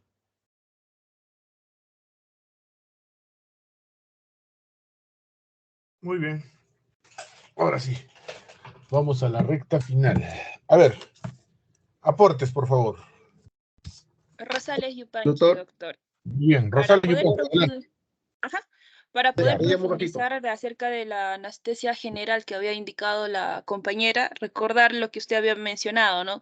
Que siempre se le debe tomar como portadora de estómago ocupado. Entonces, lo que se le debe hacer para evitar que el contenido gástrico haga una regurgitación es 30 minutos antes de la cirugía darle algún antiácido como el citrato de sodio de manera oral, o en caso que no se pueda de manera oral, se le puede poner por vía intravenosa, por ejemplo, 50 miligramos de ranitidina o metoclopramida, ¿no? Para así evitar que haya complicaciones durante el proceso.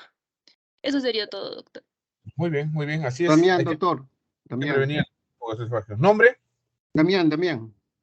Tu apellido es Damián. Ya, vamos, Sí, adelante, doctor, Damián. un aporte sobre, mencionaron las compañeras sobre la técnica combinada peridural intradural. Esta técnica combinada intenta reunir la rapidez y la fiabilidad del bloqueo espinal con la flexibilidad del bloqueo epidural. Y esta va a ofrecer además la posibilidad de prolongar la anestesia si la cirugía se alarga o proporcionar una analgesia en el postoperatorio. El objetivo de esto es lograr una anestesia intradural con la mínima dosis posible y suplementarla posteriormente con una dosis epidural adicional, en caso que si la situación quirúrgica así lo requiera, ¿no? Ahora, con esta estrategia pretende obviar los efectos indeseables de ambas técnicas, ¿no? Como son la hipotensión, el bloqueo inadecuado, el tiempo de latencia largo. Ese era mi aporte, doctor. Muy bien, está bien. Ríos, Doctor Voy a hablar Seminario. Villagómez Martín. A ver, un ratito, en orden. Nombre. Ríos, doctor. Ríos, Villagómez adelante. Martín. A ver, Ríos, vamos. Sí, Después sí, doctor. Había leído que gran parte de la aspiración se producía cuando se realiza la extubación y para ello era importante realizar, bueno, colocar a la paciente en una posición de Fowler para evitar esta aspiración. A ver, lo colocas en un Fowler, semisentado, estás hablando, para evitar. Sí.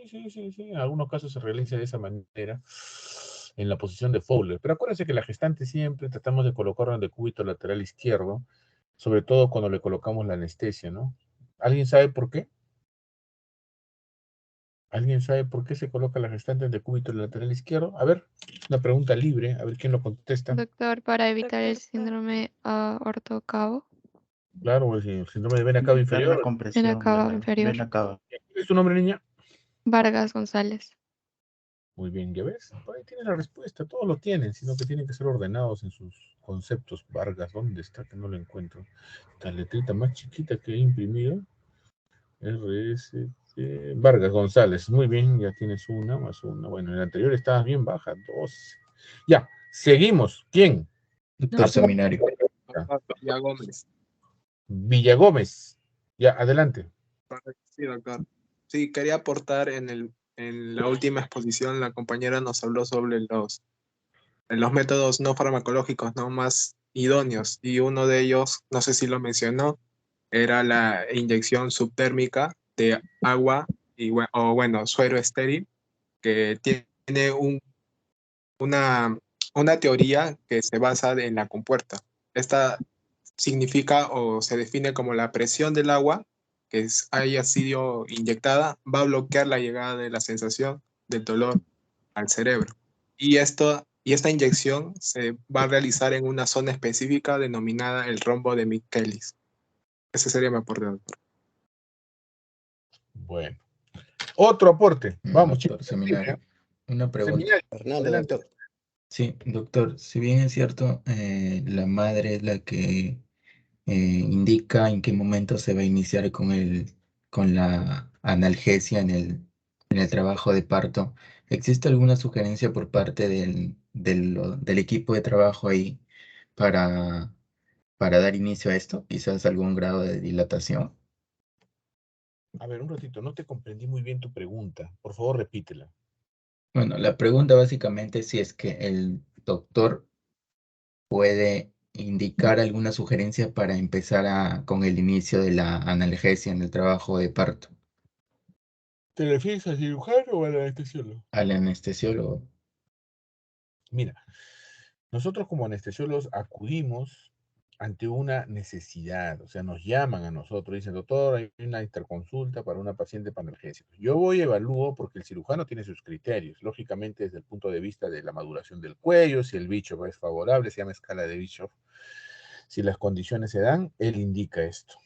Sí, por lo general con una dilatación mayor a 4 centímetros.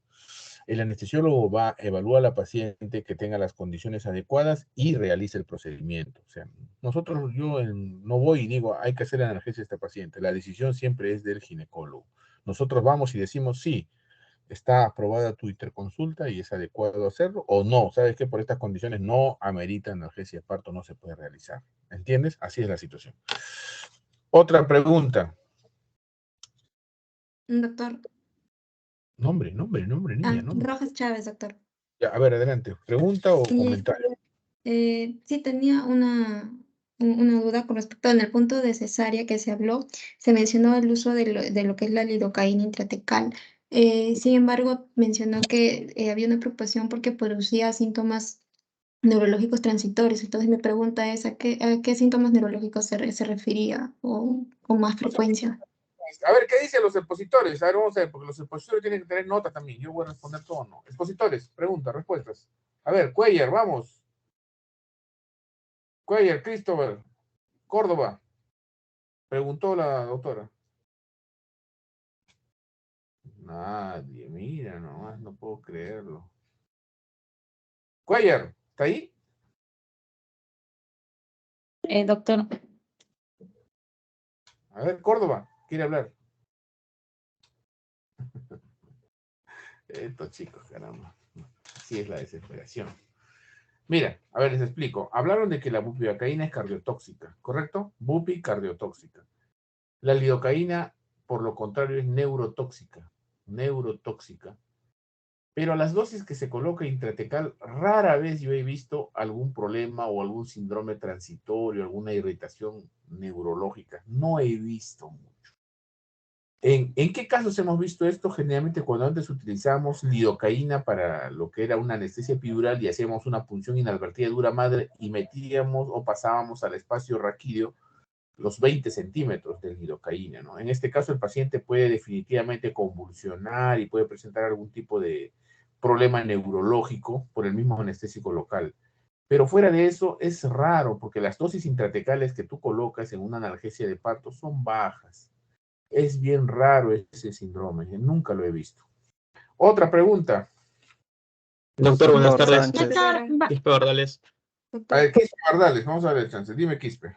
Doctor, si bien es cierto, como la compañera había mencionado en el último test de Agar que se le realiza a los recién nacidos, casi siempre cuando un puntaje de Apgar es bajo, siempre va a ser causado por un parto difícil, por una cesárea o por líquido en las vías respiratorias del bebé, o hay algunas otras causas también que pueden causar que cause un puntaje inferior.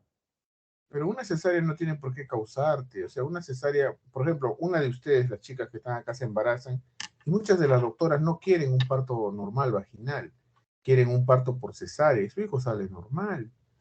En la escala de Apgar mide el grado de adaptación del feto que acaba de salir con el medio ambiente, desde el punto de vista de gesticulaciones, color de piel, respiración, llanto, frecuencia cardíaca, etcétera. Entonces este puntaje nos ayuda bastante para nosotros poder decidir si has nacido de manera normal, se ha adaptado al medio ambiente o ha tenido algún problema o tenemos que solucionarlo, asistirlo, etcétera.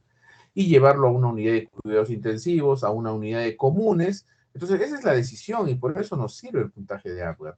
Ahora, ¿qué condiciones hacen que el puntaje de Apgar salga abajo? Definitivamente varias.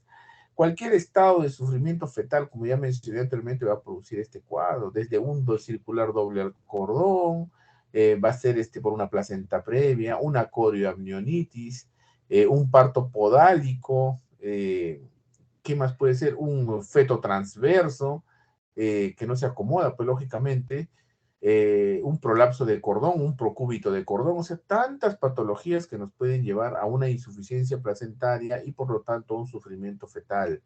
Entonces, esto es una condición que debe ser evaluada lo antes posible para evitar de que el paciente nazca en condiciones inapropiadas y con un Apgar bajo. Múltiples son las causas. Otra pregunta. Doctor Sánchez. Quispe Vera, doctor. A ver, Quispe Vera. Doctor, durante la exposición se mencionó a un anestésico intravenoso, la ketamina, ¿no? Si bien ese tiene inicio de efecto lento y no presentaba alteraciones, había había leído que causaba efectos excitatorios sobre el sistema nervioso central, por lo cual aumentaba el metabolismo cerebral. Entonces, ¿qué efectos secundarios presentaría y en qué paciente debería evitarse? Como les acabo de mencionar, la ketamina puede desencadenar cuadros epileptógenos, ¿ya? Entonces, la ketamina se utiliza solamente en aquellos pacientes que tienen, pues, una inestabilidad hemodinámica porque ayuda a levantar la presión y no va a hipotenciar como es el propofol y el tiopental. Fuera de eso, en la anestesia general para cesárea, si no tiene ninguna de esas características, no se utiliza ketamina. Yo no utilizo ketamina. Solamente en los casos de inestabilidad hemodinámica, no se olviden, o en un paciente asmático. Ahí también hay que usar ketamina porque es un broncodilatador. ¿Estamos de acuerdo? Así es. Otra pregunta. Sánchez, Doctor doctor. Villegas. Sánchez, Rojas Reyes. Sánchez de la Cruz, Yair. A ver, Sánchez. Sí, doctor. Respecto a lo que mencionó de la analgesia epidural, la obstétrica, ¿existirán algunos predictores que nos condicionan a que este tipo de procedimientos, bueno, no sea oportuno y si tenemos que cambiar a otro tipo de procedimientos más adecuados para la paciente? El gol estándar es la anestesia regional, ¿ya? Es el gol estándar. Y las contraindicaciones que tenemos para una anestesia regional son las mismas contraindicaciones que va a haber en una paciente para analgesia de parto. Igual, las mismas complicaciones que tengas en una anestesia epidural o raquidia, las mismas complicaciones puedes tener en una analgesia de parto. ¿Estamos de acuerdo? Así es. Eso de colocar óxido nitroso, meperidina, drogas endovenosas, no es muy frecuente. De repente se utilizan en algunos lugares como alternativas, pero no es lo convencional. Lo más frecuente que se está realizando en institutos es analgesia combinada, sea raquidia epidural y analgesia epidural para trabajo de parto. Ese es lo más frecuente. ¿Ya, chicos? Otra pregunta. Doctor Rojas Nombre. Reyes. Ya, Rojas Reyes. Doctor, en una situación de alto riesgo como es una metrorragia importante que está asociada a una hipovolemia, ¿qué técnica anestésica se utilizaría ahí? Ya habíamos hablado de eso, pues se utiliza una anestesia regional. Si tenemos una pérdida sanguínea importante y está contraindicada una anestesia regional, es una general. Una pregunta muy obvia para lo que ya estamos terminando el seminario. Otra, vamos, hazme otra pregunta. Doctor Pues, Tantalian Soto, comentario. a ver, Tantalian, vamos. Tantalian Soto, vamos, Sí. adelante. Sí, doctor. Bueno, por ejemplo, lo que son los efectos de lo que es la anestesia general sobre el neonato, para poder evitar, por ejemplo, lo que es la menor transferencia placentaria de lo que son los anestésicos utilizados de lo que es en la madre, ¿no? Es lo que es obviamente el tiempo que transcurre desde lo que es la incisión uterina, lo que es el campaje, el cordón. Ante una anestesia, ante una anestesia general es aconsejable que esté, hasta la incisión, uterina, que, se mantenga una hipnosis de O2 al 50% y bajas dosis de halogenados y luego hasta lo que es la extracción fetal, se mantenga el oxígeno al 100%. Entonces, acá una vez clampado el cordón, se van a retirar lo que son los halogenados y se van a administrar lo que son opicios. Y con respecto a las mujeres obesas en embarazo, sabemos que estas también tienen lo que son los mayores riesgos anestésicos, ¿no? Como es la falla en lo que es en la anestesia regional y lo que es la dificultad, por ejemplo, en lo que es en el acceso de la vía aérea. Como se mencionó también lo que es la broncoaspiración, y aparte de esto también van a presentar una mayor retención de lo que es de agentes liposolubles y lo que es un aumento de lo que es del volumen de lo que es la distribución, lo que va a representar también cambios aquí va a representar cambios lo que son farmacocinéticos importantes de lo que son los nuevos medicamentos. Fue un mix, ¿eh? Ya, vamos, eso lo vamos a catalogar. Sí, es que eran dos, pero quería participar de una vez, tipo todo. Perdón. Perdón. Todo. Hablaste por todo el equipo. Ya. Otro. Perdón. No pasa nada. Vamos, aporte, vamos, adelante. ¿Quién sigue? Un aporte, doctor Fernández, Azabache. A ver, ¿qué es ahorita? Son 18 y 28. En 2 minutos cierro aportes y luego ya yo pregunto. Ya, pero es por 10. Doctor de Almeida. Aporte, doctor Fernández. A ver, Fernández, ahora sí quiere todo, ¿no? Fernández, vamos. Fernández, ¿cuál? Hay Azabache y hay López. Fernández Azabache, doctor. Vamos, adelante, Fernández. A ver.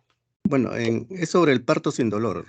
Hay una investigación que ha encontrado un gen que actúa como una epidural natural y esto va a permitir que un grupo menor de personas no presenten dolor a la hora del parto, ¿no? Sí. Este gen es el KCNG4. ¿Qué es lo que hace este gen? Va a producir proteínas que van a crear una puerta, que van a controlar la señal eléctrica que va a fluir en las células nerviosas. Eso, doctor. Ya. Doctor. Un aporte. Almeida. Doctor Ah, Ramos, una consulta. vamos ordenado. A ver, Doctor, ¿quién está hablando? Doctor. Flori, ¿no? De Almeida. ¿Cuál es tu apellido? De Almeida. ¿Con qué empieza? Porque no lo encuentro. Con D. De Almeida. Ah, de Almeida, no se te escucha bien. Ya listo, dime de Almeida, acá te tengo. Sí, una pregunta. Quería saber si un antecedente de cirugía uterina podría ser una indicación para una programación de cirugía pretérmino. Sí, sí podría ser una indicación para hacer una cesárea, sobre todo, porque ya el útero, y sobre todo, es igual que si una cirugía uterina, por ejemplo, estamos hablando de la extracción de un mioma intramural o submucoso, donde se ha hecho una histerorrafia para retirar este tumor, lógicamente es una cicatriz. Esa cicatriz, acá hablamos de pin corto, ¿no? Cuando una paciente sometida a una cesárea, esa cesárea le damos un chance de 2 años. Después de 2 años, ella puede hacer un parto vaginal, ¿eh? Pero si viene antes de los 2 años, entonces lo ideal es hacerle otra vez otra cesárea. En el caso de que tenga ya una cicatriz uterina, tendría que ser evaluado el tiempo, la magnitud, el tamaño, y sí estaría indicado hacer una cesárea nuevamente en muchos de estos casos, porque puede haber rotura uterina, ¿me entiendes? Puede haber rotura uterina. Ya. Doctor, una No, consulta. nombre. Ramos, en caso de la técnica combinada bloqueo subaracnoideo más bloqueo epidural, ¿es seguro en pacientes, gestantes menores de 15 años? Sí, hemos realizado en pacientes de 13, 14 años. No hay ningún problema. Preguntas. Doctor Pachauri. A ver, Pachauri, vamos. Ya, Pachauri, vamos. Sí, doctor. En la parte de cesáreas, mi compañera mencionó en la parte de anestesia epidural en emergencias el uso de cloropracaína, pero si es que no se pudiera usar, ¿con qué se podría reemplazar? ¿Qué dijiste? A ver, no te escuché bien tu pregunta. En la parte de cesáreas, en anestesia epidural en emergencias mencionó el uso de cloropracaína. No se utiliza ¿Con qué ese. se podría reemplazar si es que no se pudiera? Lidocaína ¿Doctor? o bupivacaína. Lido o bupivacaína nomás. No utilizo, nunca he utilizado cloropracaína. Nunca he utilizado eso. No hay tampoco en la farmacia. Así que se utiliza bupivacaína o lidocaína, cualquiera de ellos dos. Esos son los anestésicos locales que se utilizan actualmente en cualquier hospital. Si no es bupivacaína, levobupivacaína, y si no, lidocaína. Nada más. ¿Ya? Otra pregunta. Ríos, doctor, un aporte. Había leído que, bueno, como las pacientes gestantes tienen vía aérea difícil, más que nada fisiológica, en ellos sería más adecuado emplear la intubación despierta porque sería más seguro y pues esto se usaría previo diálogo con la paciente, explicándole que eso sería un poco más seguro para ellos. Intubar despierto tiene sus ventajas, definitivamente, pero necesita bastante colaboración, porque como te vuelvo a repetir, alguna vez he realizado intubación despierta en una gestante, pero tiene que colaborar, porque imagínate, vas a meterle el tubo por la boca cuando está despierto hacia la tráquea. Por lo general hay que hacerle un bloqueo transtaquial y hay que ligeramente sedarlo, ¿no?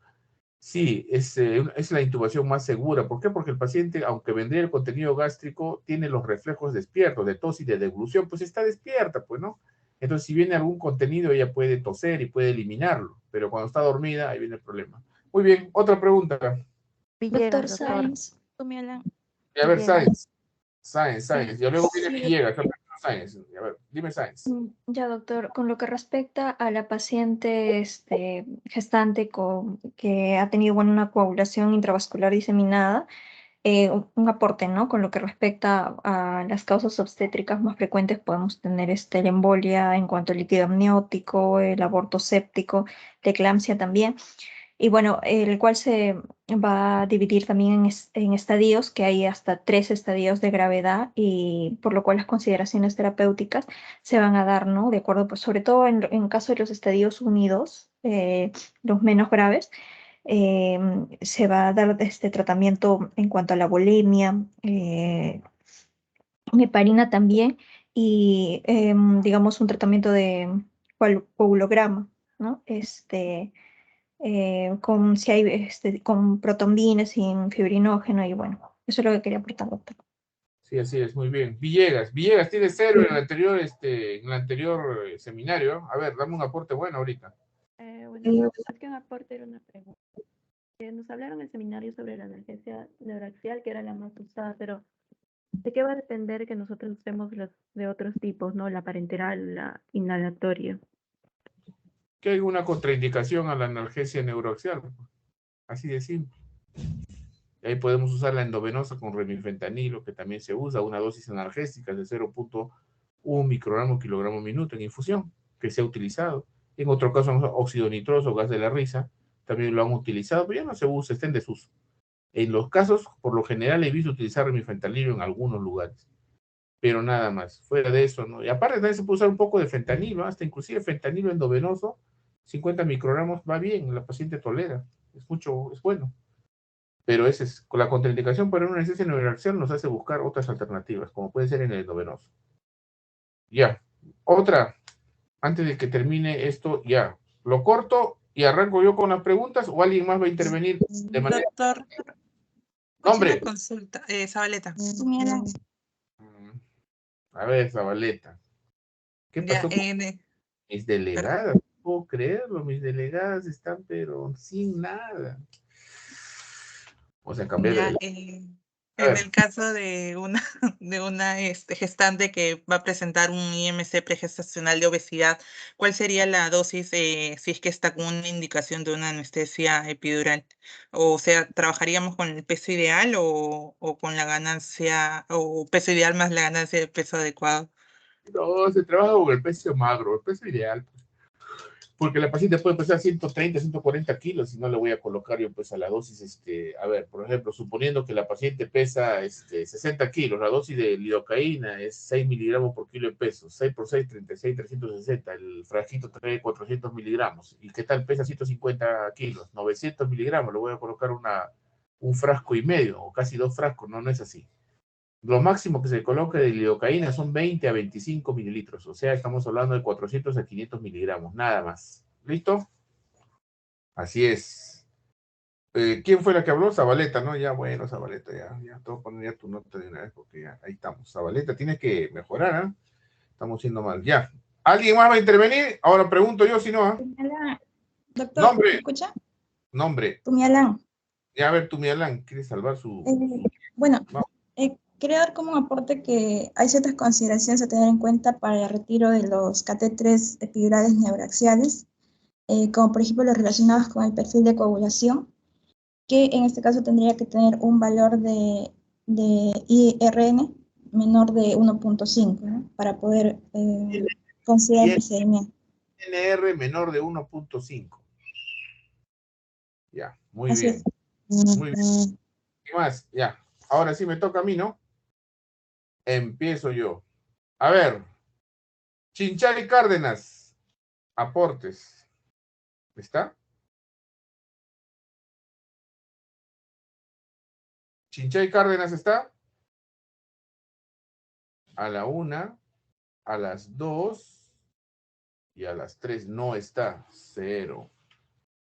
No está. Estoy preguntando y no está presente. Chipana Angulo.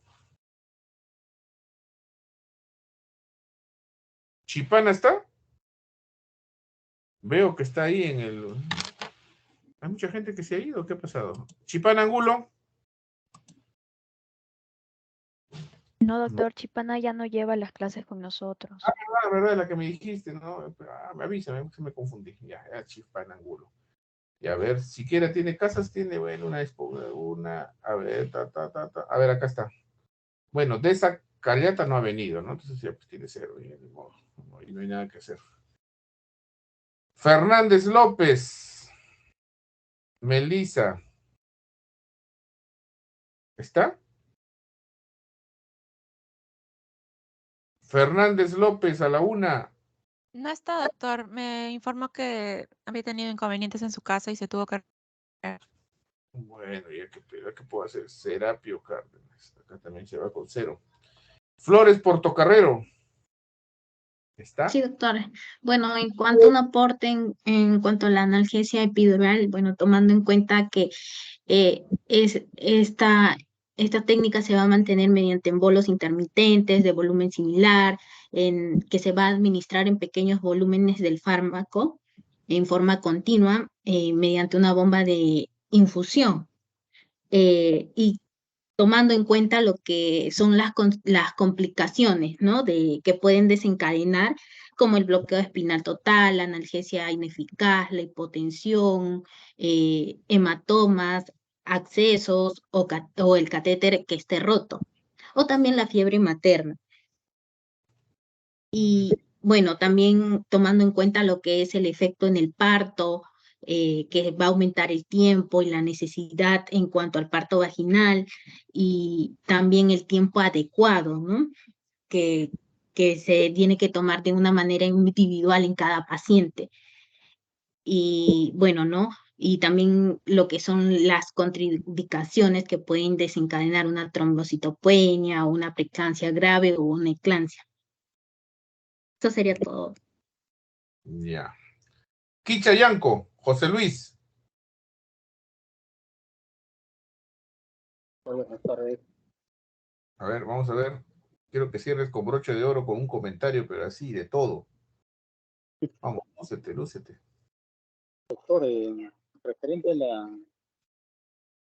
a la anestesia a nivel epidural en pacientes gestantes, está leyendo también que se puede producir un neumoencéfalo o cuando se produce una inyección accidental de aire a nivel del espacio subaracnoideo.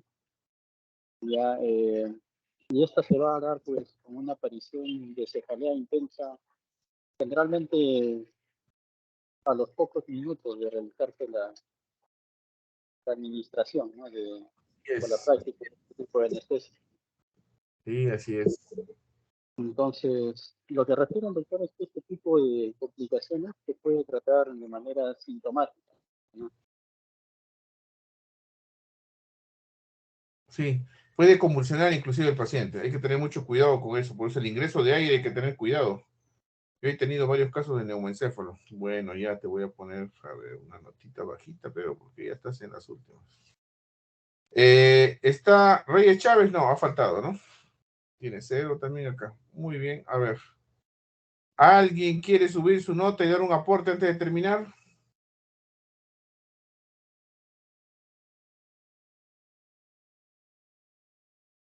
Cuellar. ¿Nada que decir? ¿Está Cuellar o también se ha ido?